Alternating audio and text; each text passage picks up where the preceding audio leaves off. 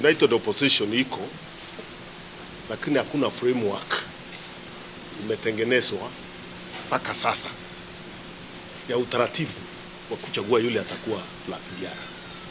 Kwa hivyo ile inapeanwa kila mahali ni maoni. Sawa sawa. Ingawa kunao wanataka kupeana impression wao ndio watachagua. Yule atachaguliwa lazima iwe process ambayo ni ya uwazi na ambayo inahusisha washikandao wote. Na washikandao wa muhimu zaidi ni Wakenya. Kwa sababu president yule atachaguliwa atakuwa akihudumia Wakenya, si ndio?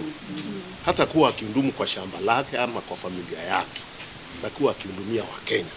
Na kwa hivyo kwa sababu Wakenya wanataka alternative ya ile serikali ambayo imeshindwa na kazi, lazima hiyo alternative iwe imehusisha Wakenya kuchagua. Hivyo ndivyo tunasema sisi. Hivyo ndivyo tunasema. Sawa. Sasa sisi kama Jubilee na PNU tumeshikana tukasema kiongozi wetu kwa hiyo kiti ni Matiang'i. Lakini process ikifika iseme sio yeye ni mwingine na iwe ni process ya uwazi, tuko tayari kuunga hiyo mkono. Tunataka hiyo iwe wazi. Tunaelewana. Kwa hivyo tuko kwa hiyo harakati pamoja ya kuchagua mmoja ambaye atakuwa muombea wa kiti ya urais kwa alliance ya opposition. Sawa sawa. Sasa sisi tumeanza hapa kama vile tunajuana, Waislamu hujuana kwa vilemba.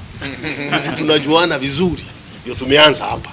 Tuko na vyama vingine pia ambao ni marafiki ambao tunazungumza nao na tutaketi pia waingie kwa hiki kapu yetu tuendelee kufanya hiyo kazi pamoja. Unaelewana?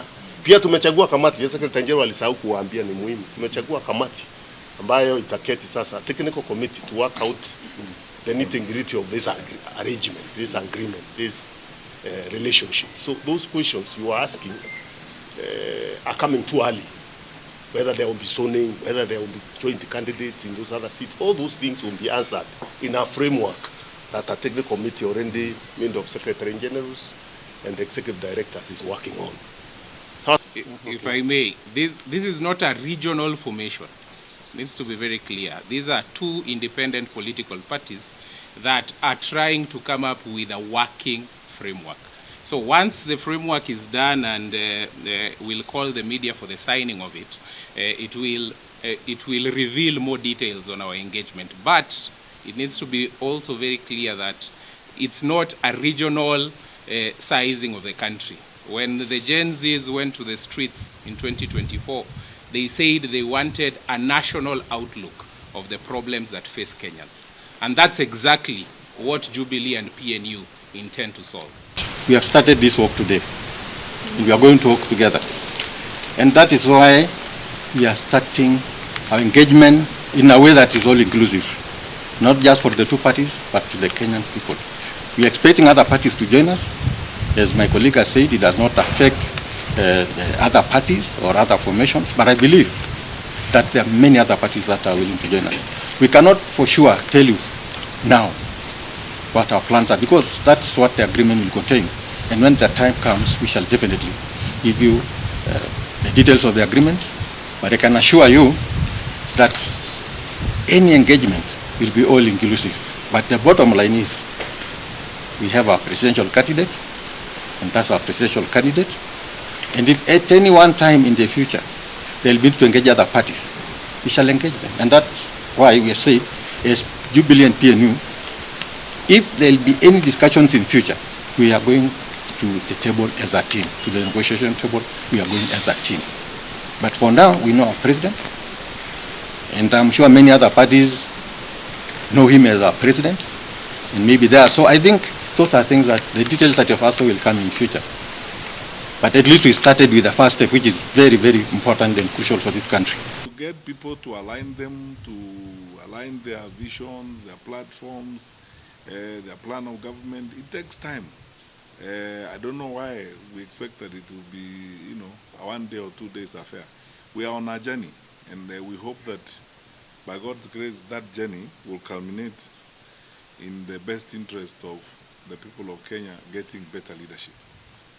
the truth of the matter is that, yes, we were scheduled to have a retreat to plan so many things, institutionalization and so on and so forth. But it was postponed because the dates could not work for some members of the group. And I think our co-conveners, and that's why, you know, I'm very hesitant to speak about this, because even as United Opposition, we have a structure we have subscribed to that we would like to respect as we move forward. And we have two co-conveners and a spokesperson. They are the ones who are supposed to address these issues in terms of, you know, what will happen and so on. And when a date is found for the retreat, we will get communication from our official spokesperson of the United Opposition or from the two co-conveners. To get people to align them, to align their visions, their platforms, their plan of government, it takes time. I don't know why we expect that it will be, you know, a 1 day or 2 days affair. We are on a journey, and we hope that by God's grace, that journey will culminate in the best interests of the people of Kenya getting better leadership. That's all. So let's not, you know, speculate too much. And then there was no question of reservations. What I had my views on how, because your colleagues asked me, how do I think a presidential candidate should be chosen? And I said, I don't know, we are going to agree when we get there, but in my view, from where I sit, it ought to be an inclusive process, because in alliance building and coalition building, process is as important as the outcome itself. Because if you have 5 candidates, you're going to go through a process where 4 candidates are going to come back without being nominated the flag bearers. They must have a basis, a credible basis of conviction to tell their supporters that we sat in, you know, in that place, we went through this process, and we arrived at X or Y as the candidate. And since we are bound by that arrangement, let us now support that candidate. That is how you achieve your objectives. But you see, if you operate on the basis of a conspiracy, you will not achieve your objectives, because how will those other 4 who are not nominated go back to their supporters and address them? How will they explain to them why they are not the candidate? Because if our interest is unity and to bring everybody together, then honestly there is no substitute for inclusion, including the public, and ensuring that we are open and transparent about these issues, talking to people. Maybe you guys from the media, because you are serious guys, you know, from the media, you should even organize a presidential debate for opposition candidates so that we come before the people of Kenya. What are we hiding? We are not looking for family leadership, we are looking for public leadership. The people of Kenya should be involved in the process all along.